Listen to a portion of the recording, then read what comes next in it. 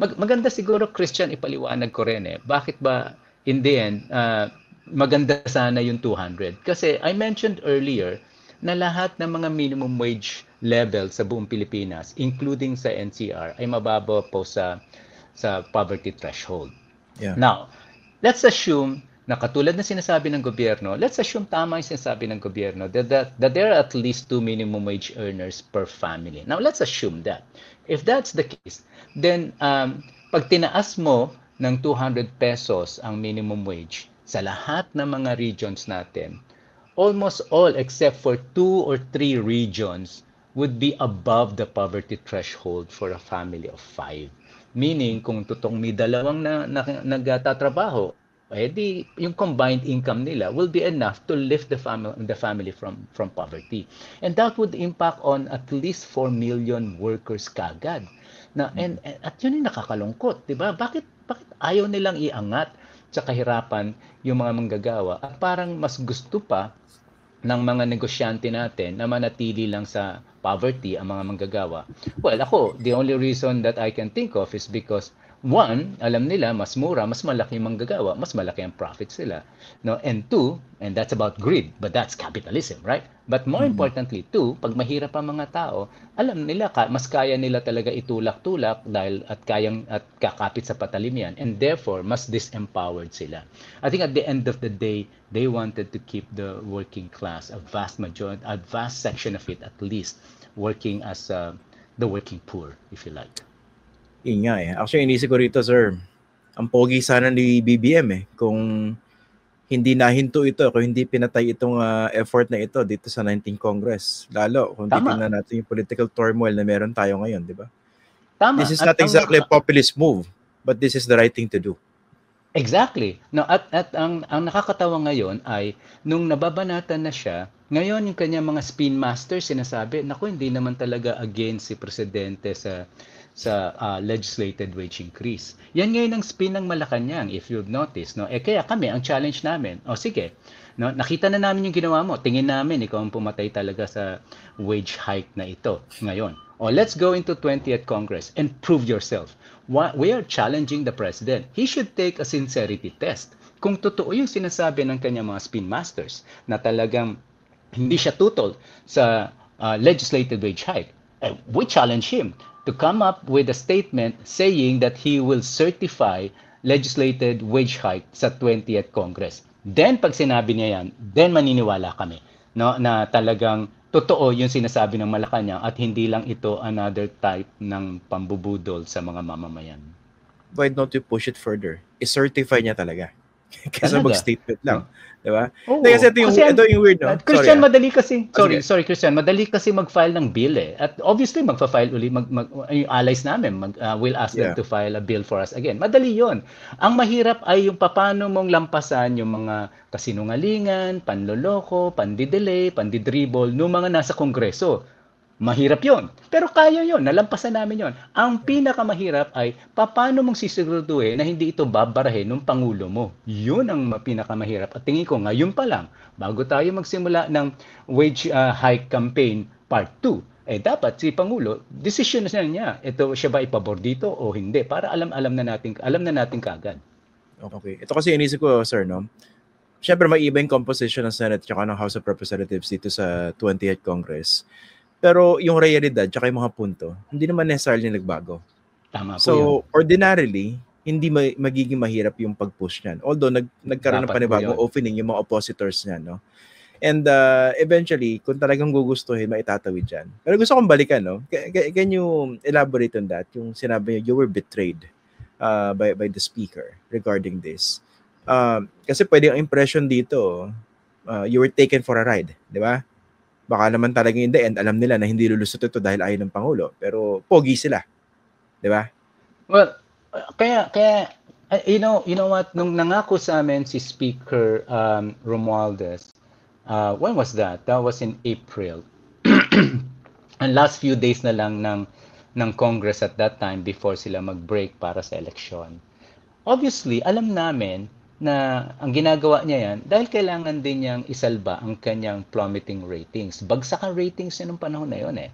Tapos, merong looming na mga malalaking rallies ng INC, may looming na rallies for and against impeachment. Limbawa, kasama yung rally namin, no, para itulak talaga ang impeachment. Hinaharap niya yung ganyang mga problema eh.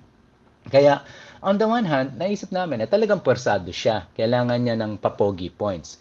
Tama yun, ganun ang pagtingin ng marami sa amin. No? Pero dinesisyonan namin na, sige, nangako ka eh. So pagbigyan natin, let's take his word and then let's hold him to account for that. No?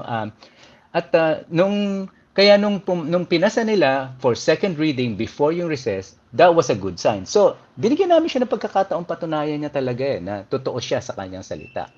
Dito, nung pumasok na yung last session, yung last 6 days ng 19 Congress, alam na nila kagad na hindi na gagalaw ang Senate sa 100 eh.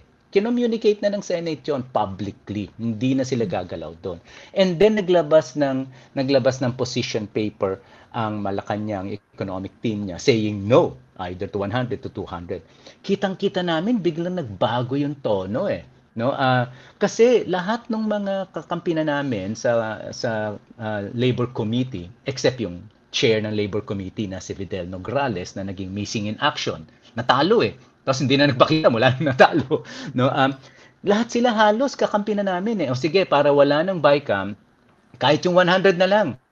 Okay na. Malayo yan sa 200, pero kahit 100, okay na yun kaysa naman sa 0, di ba? Lahat sila nag-agree na eh. In fact, we know for a fact that there were several times na nakipag-meeting sila kay Speaker, urging him to adopt na lang yung Senate version, no? And then suddenly, here's the funny thing, Christian. Suddenly, yung chair ng Labor Committee who was missing in action throughout this time, dahil nga again natalo na siya, bigla ba naman naglabas ng statement saying he's rejecting yung ino-offer ng Senate na i-adapt na lang yung 100 pesos para ma-skip na natin ang BICAM. And this was on the last day of the session. He was asking for a BICAM on the last day of the session, knowing fully well na hindi nagagalaw ang Senate, knowing fully well na ang Malacanang ay obviously against it. Why? Why all of the sudden na lumabas ito? Kasi ang suspetsya namin, hinanting siya ng Speaker of the House dahil ayaw ni Speaker na siya ang magsalita, ginamit niya yung kanyang Labor Committee Chair para siya ang maging fall guy niya para patayin ito. Pero walang kaduda-duda. The Speaker was clearly pressed by Malacanang to stop the bill and to kill it. That's the betrayal. Grabe, no? Pero after that, nagkaroon pa ng pahayag yung tagapagsalita ng House of Representatives na ibinabaling din naman yung sise dito sa Senado. Na kami, ito yung position namin clearly. Diba? Meron pang ganong slant eh. What do you think of that? Tama po yun.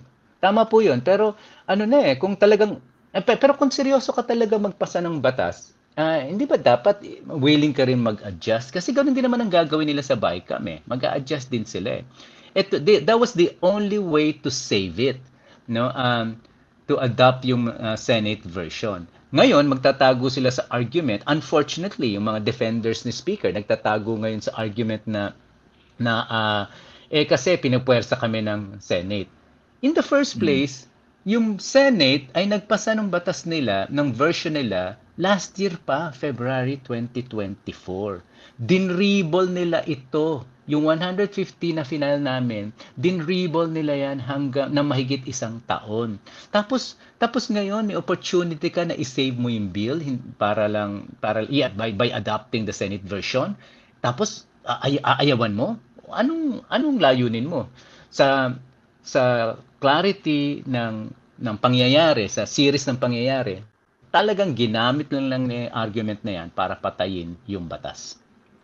Unfortunately, ito bilang panghuli, no? He'll be dealing with most of these people again sa House of Representatives. Exactly the same people. That's right.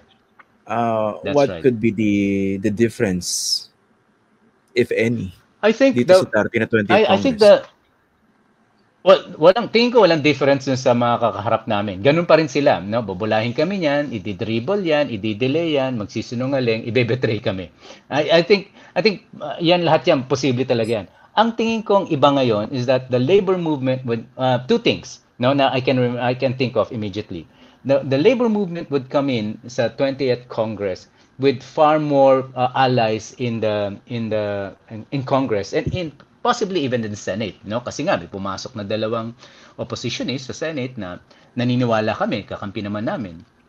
Sana, no? Tapos yung sa House, meron kaming mas marami, no? Dahil 3 yung naipanalo na akbayan, andyan yung ML, andyan yung kamanggagawa, andyan at may mga district representatives na katulad ni Kakabag-aw, no, na pwede naming makakampi. So may mas malaki kaming pro-labor bloc na inaasahan. No, so that's the first point. But the second point and more important point is the fact that I think mas natuto na yung manggagawa. I think we are much more wiser now. People are much more wiser now to think that they cannot trust their legislature. But you will have to navigate through the same challenges or hurdles, di ba? Yan ang That's true. Dyan. Okay. That's true. But kaya nga, tingin namin, ang mahalaga ngayon, i-pressure na si Presidente kasi siya naman talaga ang pumatay nito.